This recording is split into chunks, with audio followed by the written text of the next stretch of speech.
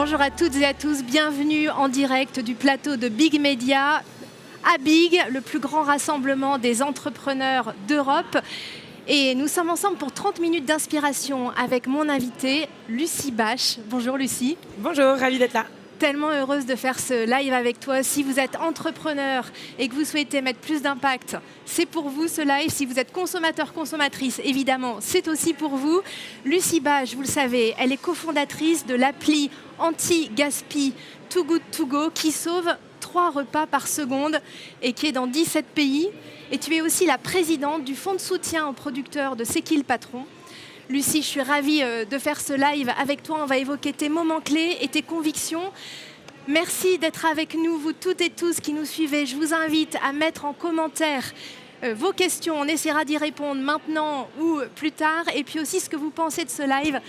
C'est l'occasion d'échanger avec Lucie. Je me présente rapidement. Je suis Marie-Éloi.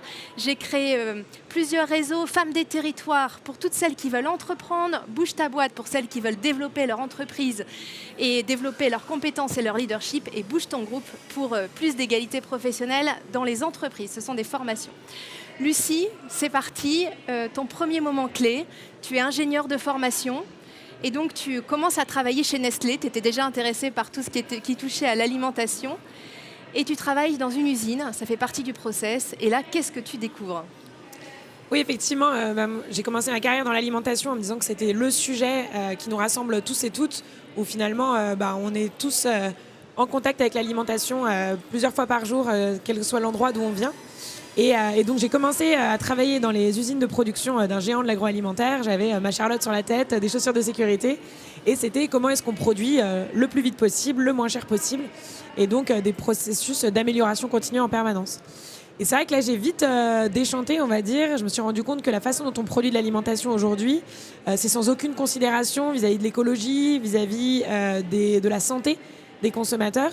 Et que finalement, on était uniquement dans des logiques financières. Ce qui, moi, m'allait pas du tout en termes de mettre autant de temps et autant d'énergie sur le même sujet. Et comment tu t'en es rendu compte ?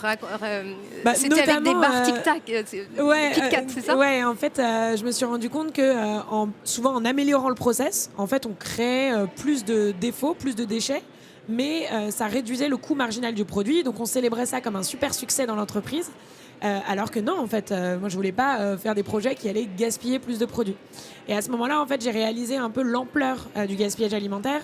Je pense qu'on y est tous témoins dans notre quotidien quand on voit des gens qui laissent beaucoup de choses dans leur assiette ou quand on oublie une date de consommation dans son frigo et qu'on jette le produit. Ouais. Ça, on le voit toujours un peu. Une petite tache sur la banane, on la jette au lieu de l'ouvrir et de voir qu'elle est parfaitement bonne à l'intérieur. Mais en fait, dans les usines, j'ai réalisé que c'était totalement industrialisé, ce problème.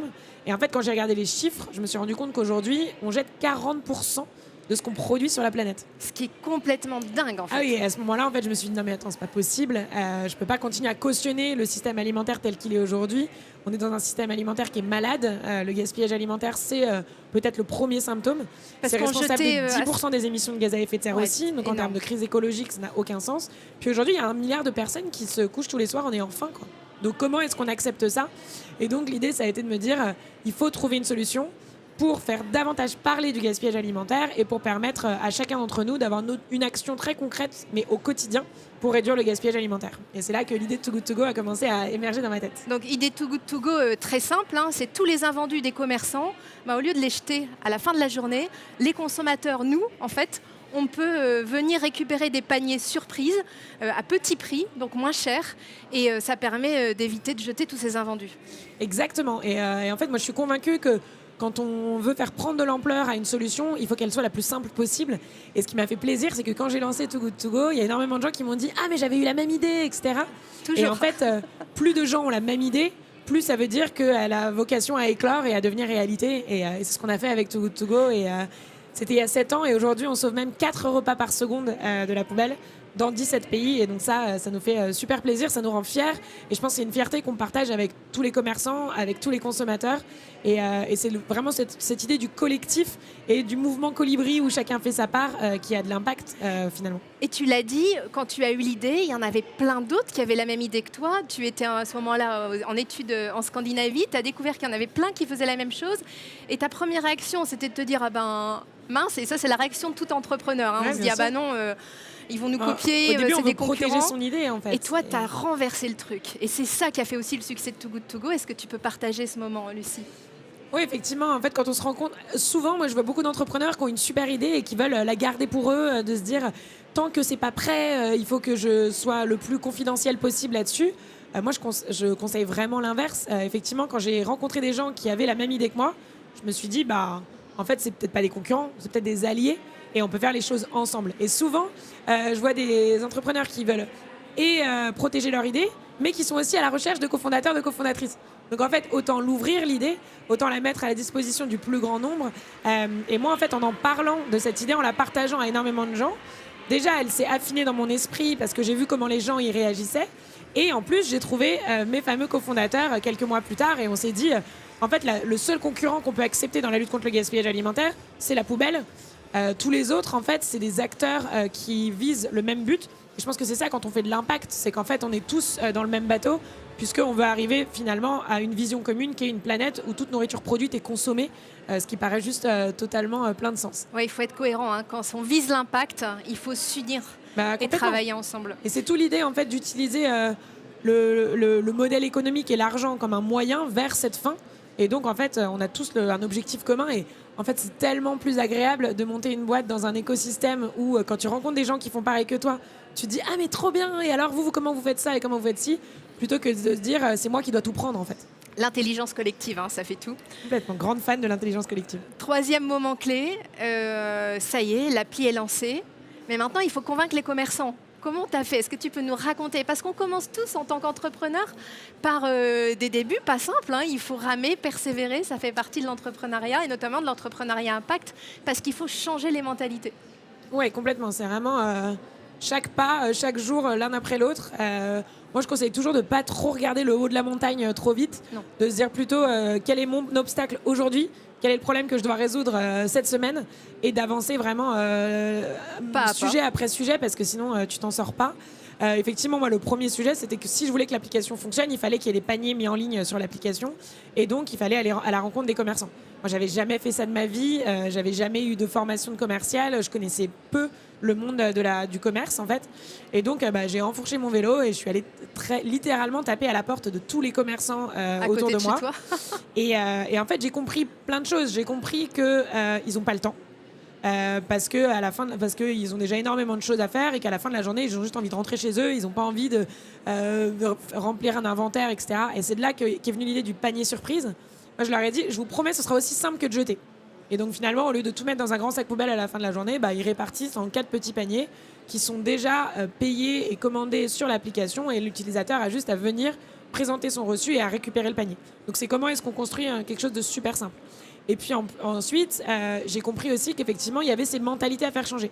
Il me disait, franchement, moi aussi, je voulais donner au début, je voulais pas jeter parce que ça me fait mal au cœur, mais les associations, elles peuvent jamais venir au bon moment, au bon endroit, récupérer les quelques produits que j'ai parce que je jette peu finalement. Et en plus, il n'y a pas d'autre solution puisque comme je fais des produits frais, je ne peux pas juger effectivement la production idéale.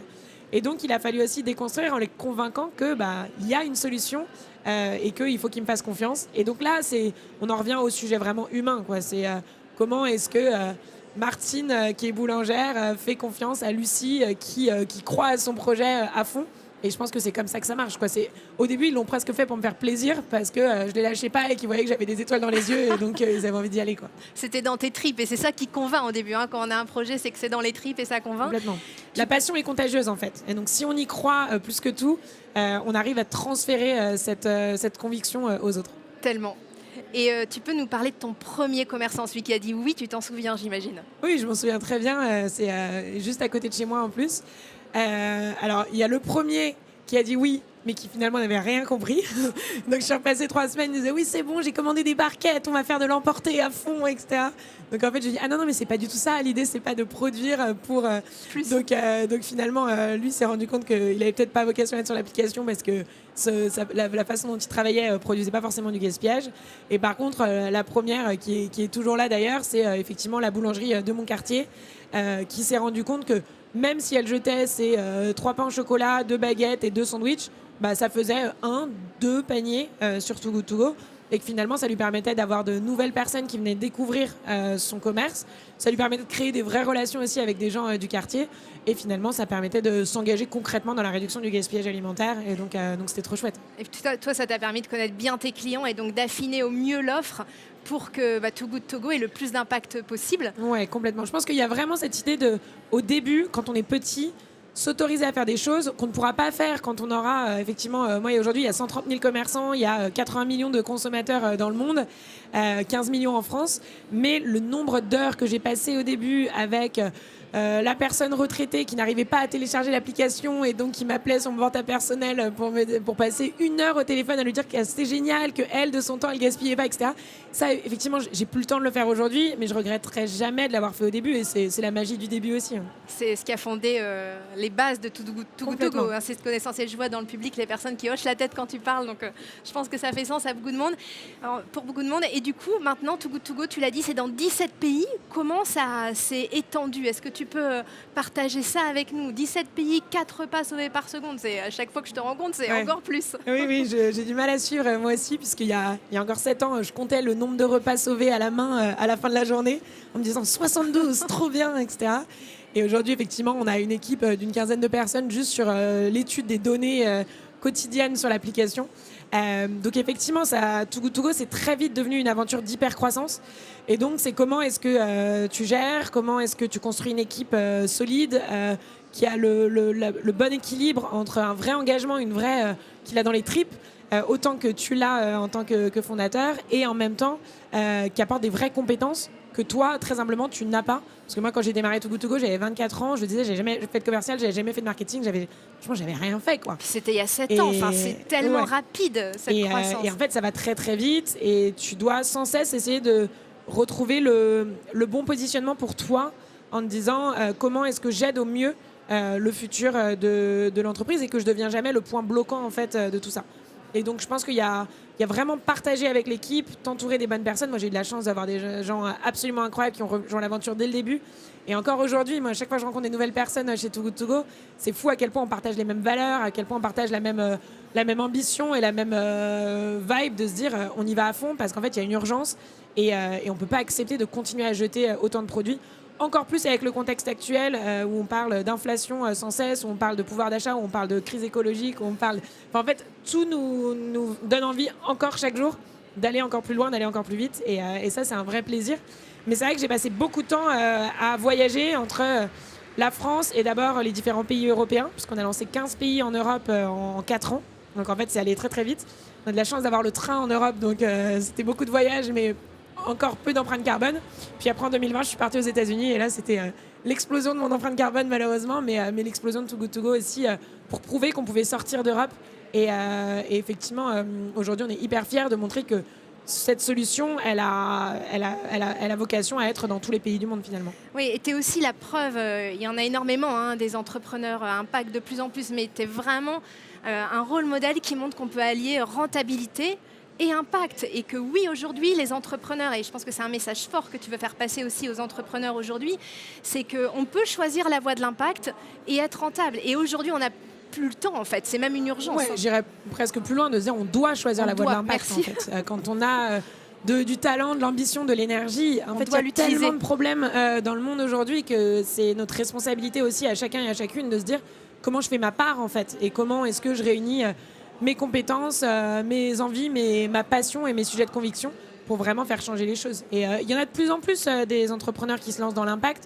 Je crois qu'il y en a à peu près 1000 qui se sont lancés l'année dernière, mais en fait, on peut aller encore tellement plus loin, et on doit le faire. Et notamment parce que, et ça va l'être de plus en plus, les politiques s'y mettent aussi et vont devoir aligner la réglementation avec l'impact de chaque entreprise. On parle de triple comptabilité, on parle de rapport d'impact de plus en plus. Et donc l'entreprise, c'est un véhicule à impact qui peut être hyper puissant. Encore faut-il aligner effectivement son modèle économique et ses intérêts écologiques et sociaux, et se poser en permanence la question de comment est-ce que je définis un concept et un modèle économique qui vont ne pas me qui vont m'obliger à faire les deux à la fois en fait. Et je pense qu'il y en a de plus en plus, et notamment sur le sujet de l'économie circulaire où l'idée c'est de transformer les déchets en ressources. Et là, il y a énormément de choses à faire. Là, tu parlais de 1000, mais 1000 gros, 1000 visibles, mais dans les territoires, toutes les petites entreprises, je t'assure que moi, j'en rencontre tous les jours, les équipes aussi, qui créent pour le sens, impact social, impact sociétal, impact écologique, en tout cas.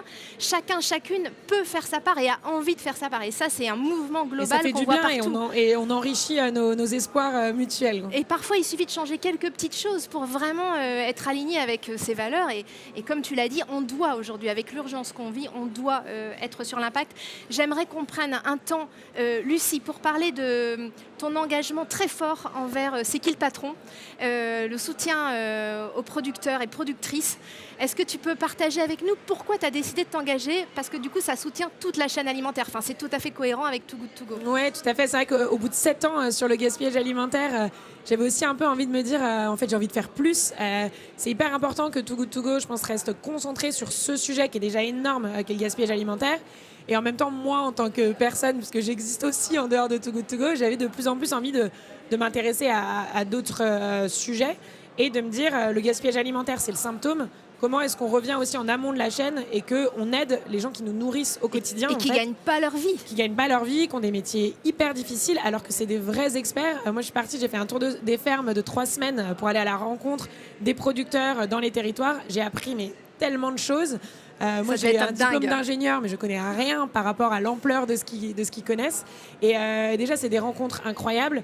Et tu te rends compte qu'il faut qu'on change les choses si on veut pouvoir continuer à manger dans 5 ans, dans 10 ans.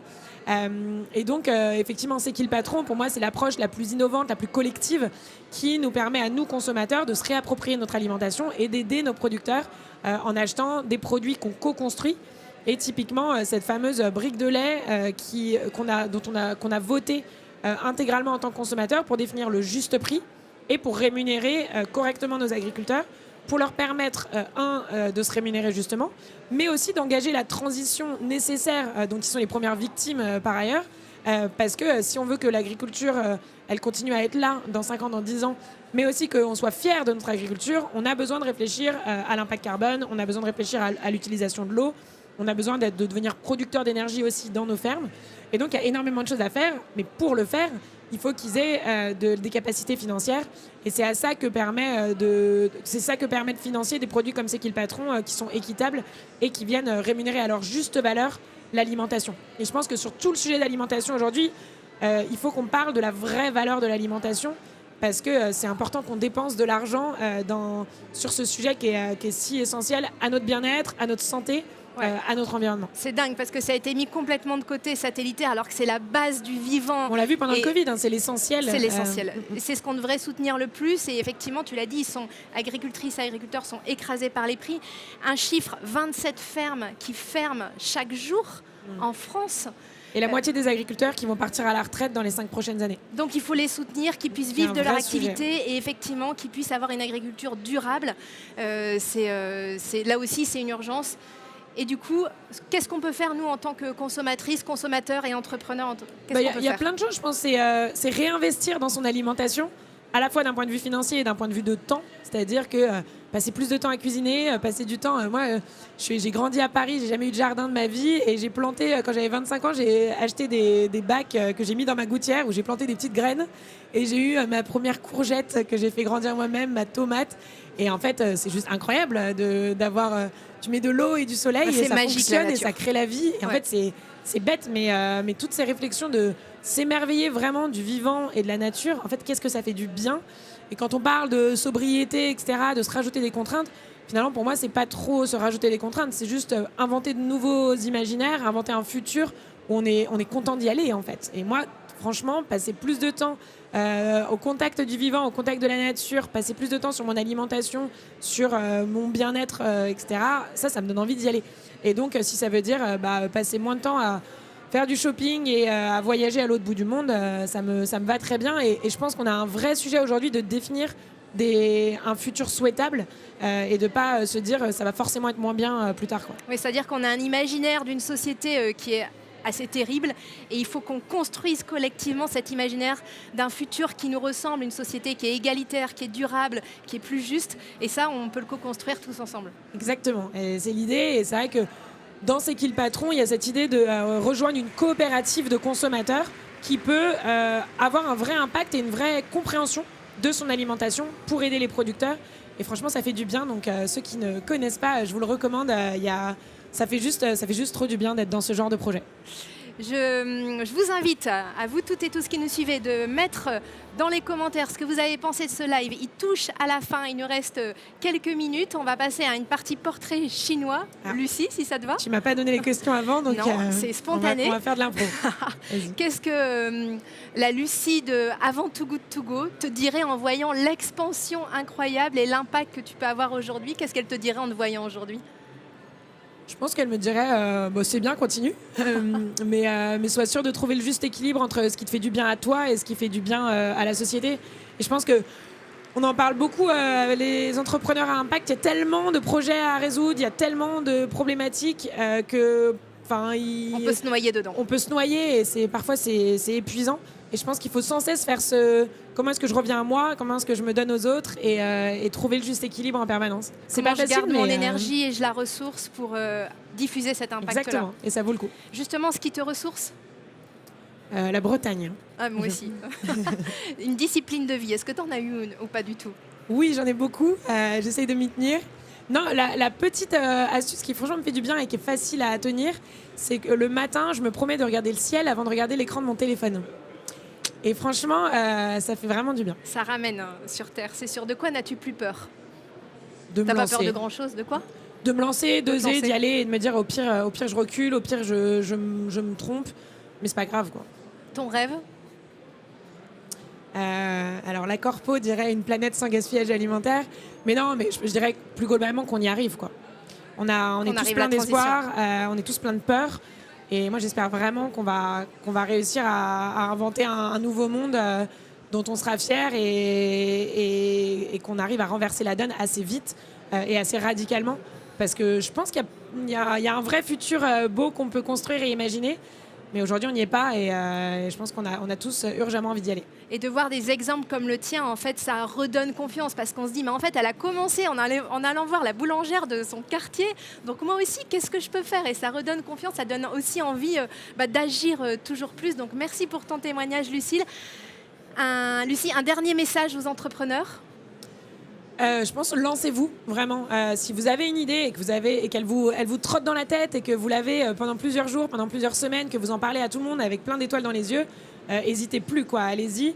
Vraiment, je crois que c'était Mandela qui disait je n'échoue jamais, soit j'apprends, soit je réussis. Et je pense que c'est vraiment l'idée, quoi. En fait, en plus aujourd'hui, même un échec entrepreneurial, c'est hyper valorisé sur un CV, donc n'hésitez pas. Si vous avez l'opportunité de le faire, dites-vous. C'est comme si je redoublais et personne n'est jamais mort de redoubler. Donc dites-vous, je me donne 1 an et dans 1 an, on voit ce qui se passe. Et au pire, j'irai chercher du boulot. Au mieux, j'aurai monté une boîte qui me tient à cœur et qui fait vraiment, qui participe à changer le monde. Et ça, c'est le bonheur absolu, je dirais. Oui, parce que là, Lucie, on a parlé vraiment de tous tes succès, mais il y a forcément des bas, des machins. Donc ça, c'est la vie d'entrepreneur. On pourra en reparler une prochaine fois. On pourra refaire une demi-heure là-dessus, si tu veux. Merci à toutes et tous de nous avoir suivis pendant ce live en direct de Big. Petite info. En partenariat avec BPI France, la semaine prochaine, pile dans une semaine, a lieu Think Bigger, l'événement qui est organisé par Bouge ta boîte et Bouge ton groupe pour Ensemble on bouge le monde, justement.